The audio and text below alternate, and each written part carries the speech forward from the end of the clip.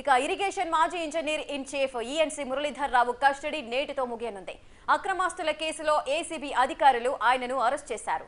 Court అనుమతితో 5 రోజుల కస్టడీకి తీసుకొని విచారిస్తున్నారు. అయితే విచారణలో ఏసీబీ అధికారులకు మురళీధర్ రావు సహకరించడం లేదని సమాచారం. ఏ ప్రశ్న అడిగినా సరే మౌనంగా ఉన్నట్లుగా తెలిసింది. బ్యాంక్ లాకర్లు, డాక్యుమెంట్ల ముందుంచి ఏసీబీ అధికారులు ఆయనను విచారిస్తున్నారు. మురళీధర్ రావు పలు కంపెనీల్లో పెట్టుబడులు పెట్టినట్లుగా అధికారులు ఆధారాలు లభించాయి. మురళీధర్ రావు కొడుకు సాయి అభిషేక్ పేరు మీద పెద్ద ఎత్తున ఆస్తులు ఉన్నట్లుగా గుర్తించారు. ఏపీ, తమిళనాడులో పెట్టుబడులు పెట్టినట్లుగా విచారణలో తేలింది. శనివారం 3 బ్యాంకులలో ఉన్న 6 లాకర్లను ఓపెన్ చేసి పలు డాక్యుమెంట్లను స్వాధీనం చేసుకున్నారు. నేడు మరో 3 లాకర్లను తెరిపించనున్నారు.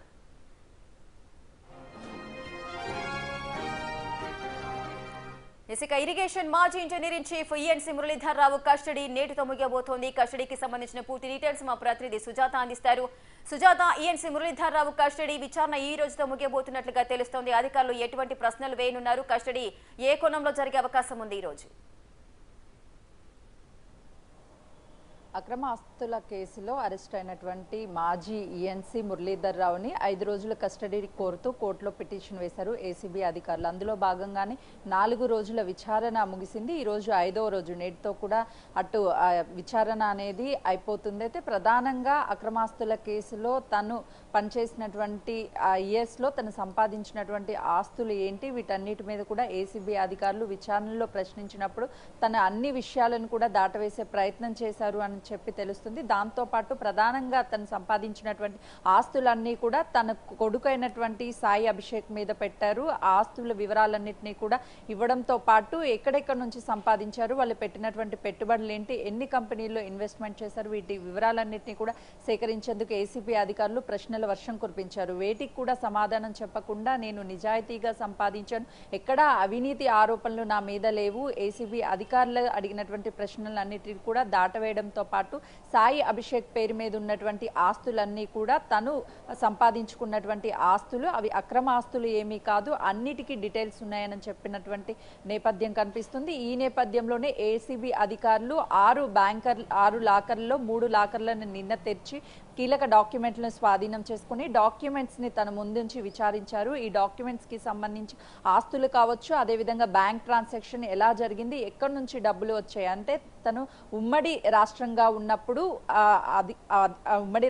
ఉన్నప్పుడు పనిచేశాడు. ఆ తర్వాత 13 సంవత్సరాలు కూడా రిటైర్డ్ అయిన తర్వాత తను పనిచేసినట్లు అటు అధికారులు గుర్తించారు. ఎవరు తనని కొనసాగించారు, తన వెనుక ఉండి నడిపించింది ఎవరు, దాంతో పాటు కాళేశ్వరం ప్రాజెక్టులో కీలకంగా పనిచేశాడు, అనేక అవినీతి ఆరోపణలు ఉన్నాయి, తన వెనుక ఉన్నటువంటి వ్యక్తులు ఎవరు, తనను ఎవరు ప్రోత్సహిస్తున్నారు, అన్ని కోణంలోనూ ఏసీబీ అధికారులు అతన్ని విచారిస్తున్నారు. ఈ రోజు కస్టడీ ముగినుంది కాబట్టి సాయంత్రం 4 గంటలకి కోర్టులో ప్రొడ్యూస్ చేస్తారు.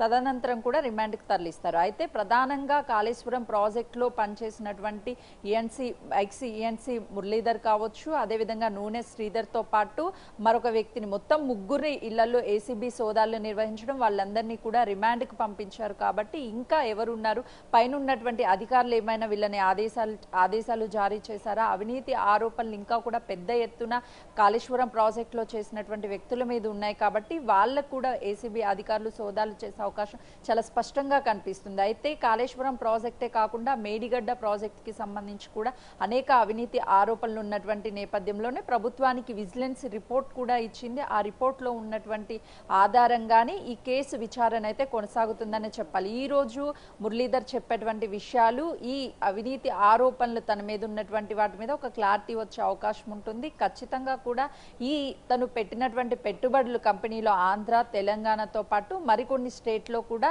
పెట్టుబడులు పెట్టాడు. చాలా కంపెనీస్ ఉన్నాయి, కంపెనీలకి సంబంధించినటువంటి డబ్బులు ఎక్కడి నుంచి వచ్చాయి, సాయి అభిషేక్ పేరు మీద ఉన్నటువంటి ఆస్తుల వివరాలన్నింటినీ కూడా సేకరించే పనిలో ఉన్నారు. ఇప్పటికే ఏసీబీ అధికారుల దగ్గర ఉన్నటువంటి ఆధారాల ప్రకారమే తనని విచారణ కూడా కొనసాగుతుంది. అయితే ప్రధానంగా కాళేశ్వరం ప్రాజెక్టులో పనిచేసినటువంటి ముగ్గురు వ్యక్తులు కూడా ఈ పెద్ద ఎత్తున అవినీతి ఆరోపణలు ఉండడము, వీళ్ళ ఆదాయానికి మించినటువంటి ఆస్తులు ఉండడం, ఏసీబీ అధికారులు వీళ్ళ ఇంట్లో సోదాలు నిర్వహించి కొన్ని వందల కోట్ల రూపాయల అవినీతి సొమ్మును కూడా వీళ్ళు ఆర్జించి వాటికి సంబంధించినటువంటి అక్రమాలకు పాల్పడ్డారన్న ఆరోపణలు ఉన్నాయి. కాబట్టి వాటన్నిటినీ కూడా ఆస్తుల వివరాలను సేకరించే పనిలో ఉన్నారు. దాదాపు 250 కోట్లకి పైగానే ఆస్తులు సంపాదించినట్లు కూడా అటు ఏసీబీ అధికారులు అన్ని ఆధారాలను సేకరించారు. కాబట్టి ఇంకా ఫర్దర్ గా తన కుమారుడి పేరు మీద ఉన్నటువంటి ఆస్తి వివరాలన్నిటినీ కూడా ఈ రోజు డాక్యుమెంట్స్ ని ఈఎన్సీ మురళీధర్ ముందుంచి విచారించే అవకాశం చాలా స్పష్టంగా కనిపిస్తుంది. కేవలం మురళీధర్ మీద ఉన్నటువంటి ఆస్తుల పత్రాలే కాకుండా తన కొడుకు పేరు మీద ఉన్నటువంటి ఆస్తుల పత్రాలు కూడా స్వాధీనం చేసుకున్నారు. ఆ రెండింటిని ముందుంచి విచారిస్తే ఖచ్చితంగా కూడా ఈ నగదు ఎక్కడి నుంచి వచ్చింది, తన ఆస్తుల గురించి అన్ని వివరాలు కూడా బయటకు వచ్చే అవకాశం చాలా స్పష్టంగా కనిపిస్తుంది. Rekha, right, thank you Sujatha, thanks for the live details. ఇక ఇరిగేషన్ మాజీ engineer in chief ENC Muralidhar Rao custody ఈ రోజుతో ముగుస్తోంది. 4 రోజుల కస్టడీలో ఆయన ఇంతవరకు అయితే నోరు మెదపలేదు. ఏ క్వశ్చన్ అడిగినా కూడా సైలెంట్ గా ఆన్సర్ ఇస్తున్నారు. మరి ఈ అక్రమాస్తుల కేసులో ఈ రోజు 5వ రోజు కస్టడీ ఏ విధంగా జరగబోతోంది, ఏసీబీ అధికారులు ఏ విధంగా ఆయన నుంచి సమాచారం రాబడతారో వేచి చూడాల్సిన పరిస్థితి నెలకొంది.